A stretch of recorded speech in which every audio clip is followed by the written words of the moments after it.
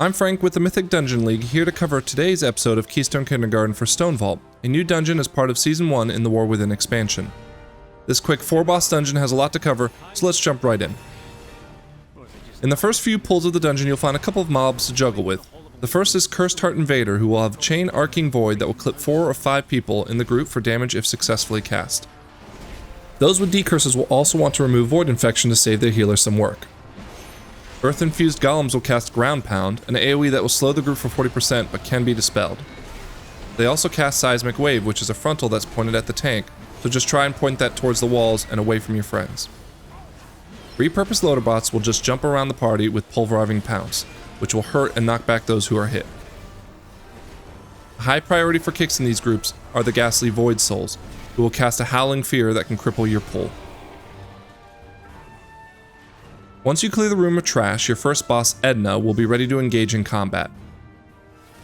E.D.N.A's main mechanic revolves around volatile sparks she spawns frequently. When cast, 3 people will create 3 volatile spikes that if stepped in will destroy it, dealing a large portion of damage to that individual and leaving a small dot debuff on the group for a couple of seconds. You want to clear these out in small batches so that the dot debuff doesn't stack high and tick for insurmountable damage. However, you have to clear the spikes fast enough before E.D.N.A casts Earth Shatter, which will destroy the remaining spikes and stack debuffs as a result. So how do you destroy these spikes?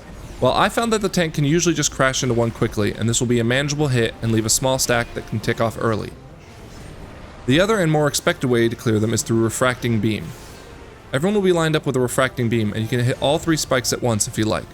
But if the tank can eliminate one early, you'll have enough time to only need to destroy 2 more spikes when the beam is fired, giving a little breathing room for your healer and the debuff. However you decide to handle this, you will also have a tank smashing sequence that can easily one-shot the tank.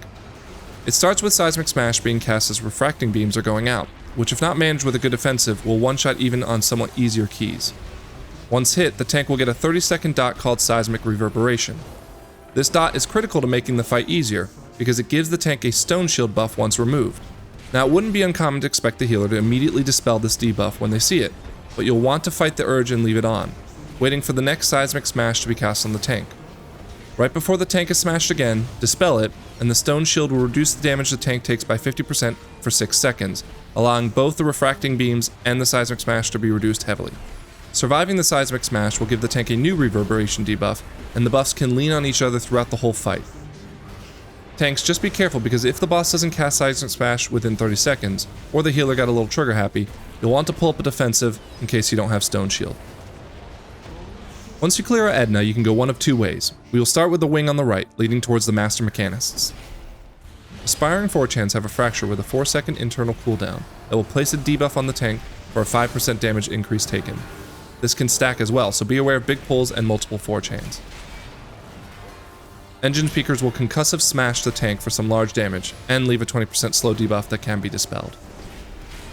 Forge-bound Menders are the healers of the area, so ensure a kick is kept ready for restoring metals that is a flat 40% heal to any ally of theirs. Any other free kicks can be used to stop alloy bolts as well. The big forge loaders in this area will hold a mechanic from the upcoming boss in Lava Cannon, which will point the loader in a direction towards a player, and after 3 seconds launch a large lava orb towards them and anyone else standing with them. This can kill you quickly, so keep your eyes peeled for when the mob points towards you. They will also Molten Mortar 2 people in the group for some initial damage and a dot for healers to keep topped up. With packs big and small, you'll finally land at the feet of the Master Machinists, Brokk and Dorlita. Tanks, get your defensive ready for Igneous Hammer. This can sneak up on you with all the movement that you'll be doing, so don't be afraid to focus Dorlita to watch for the cast. All players in the group should be communicating on who's going to interrupt Molten Metal. Brokk likes to jump away for some other mechanics, so ranged interrupts will be critical for stopping this slow and damage output. Like the Forge Loaders, Dorlita will launch a lava cannon at someone, and there'll be not much room to dodge once the fight gets going, so quick reaction time is important to surviving this. After a little time, Brokk will jump to one side using Scrap Song, where he'll conjure a large scrap cube that, once the cast is finished, will be sent flying across the middle of the room. Do not get caught by this, as it will almost certainly kill you. Brokk will also exhaust vents in the room, trying to cut off more of the room for standing in. There are 4 vents in the room, one of which will not be activated. This is critical as you need to find it and not get caught within any other vents or the lava patches called flaming scraps that gunk up the floor.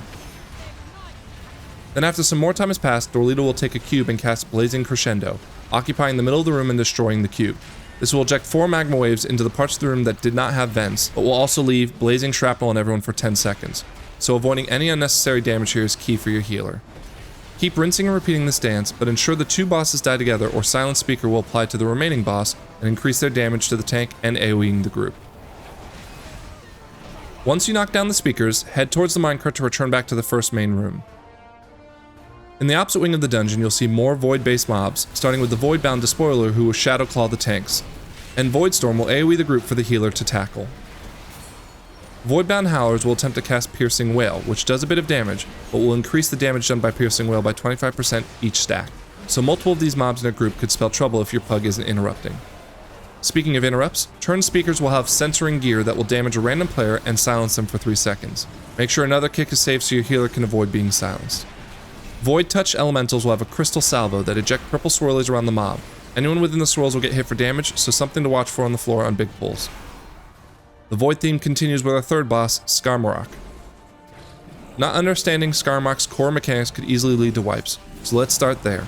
Twice per Skarmorak's energy bar, it will cast Crystalline Smash, which will AoE the group, but also eject 3 crystal shards which can also hit players if they're not getting out of the swirls. Killing a crystal shard will apply Crystalline Eruption, a short dot that is stackable if you kill all 3 of the crystals at the same time. So the aim is to stagger killing these crystals unless your heal is feeling ready for a big AoE cooldown. After the second set of crystals, Skarmorak will begin to cast Fortified Shell, which will draw additional power from any remaining crystals left standing. Fortified Shell is an absorb shield and needs to be destroyed because the boss will continuously channel Void Discharge. This spell starts slow, but each time it ticks, the damage it does will increase by 10%, which means that it's a race to try and destroy this shield, ending the channel and giving a quick stun to the boss. There's also an unstable crash cast while you're trying to kill the crystals. This will eject unstable fragments, a swirl that will smack anyone hit, but also spawn an unstable energy where that swirl landed, which if touched will put a dot on you, but increase your damage to Fortified Shell for 30 seconds. This effect stacks, so you need to juggle how far your DPS can push holding these with the dot ticks that comes with them. Push through the shields, eliminate the crystals, and Skarmorak will fall. You can find your way back to the main room with the minecart just like in the previous boss off to the side. With the new door open, you'll see some new mobs, starting with Curse-Forged Honor Guards, who will smash the tank with Stonebreaker Strike. And then it'll pick a player to charge with Shield Stampede, which only has an arrow pointing where they'll charge, so pay attention.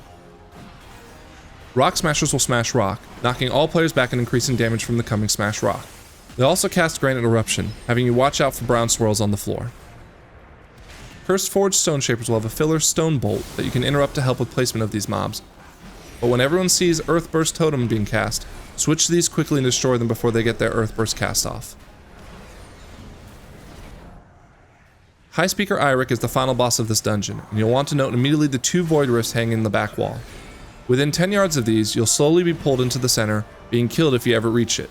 These can be useful because when Eirich casts Void Corruption, the group will have an indefinite debuff that will continue to tick throughout the fight, ramping by 25% increased damage for every 3 seconds you hold it. You can, however, get rid of these debuffs by stepping within the Void Rifts, and the rift will eat the debuff and disappear entirely. Lucky for you, Eirich will continue to open more rifts when one is destroyed, allowing all players to, one by one, deposit their debuffs into the Void Rift. Tanks, let others deposit their debuff first as you can handle the damage longer than they can. However, it gets more complicated thanks to 2 abilities that will try and deny room for the players to move around freely. The first is Entropic Reckoning, which all 5 players will drop a Shadow Puddle after a few seconds. This can get messy if people aren't being clever with where they're putting their puddles. However, as a tank I was able to stack my same puddle on top of each other without much incident. Results may vary on higher keys. The second is Unbridled Void, a large coned frontal that will hit a portion of the room every so often. Tanks can try to give more space for this through positioning, but with all the running around this may not be as easily done as hoped for. Deposit your corruptions, don't blot the whole area with entropy, and High Speaker Eirich will fall at your feet with some new loot. I'm Frank with the Mythic Dungeon League, and we appreciate you watching our guide to the new Stonevault Mythic Plus dungeon. Keep an eye out for other Keystone Kindergartens for Season 1 of War Within, and we'll see you in the next key.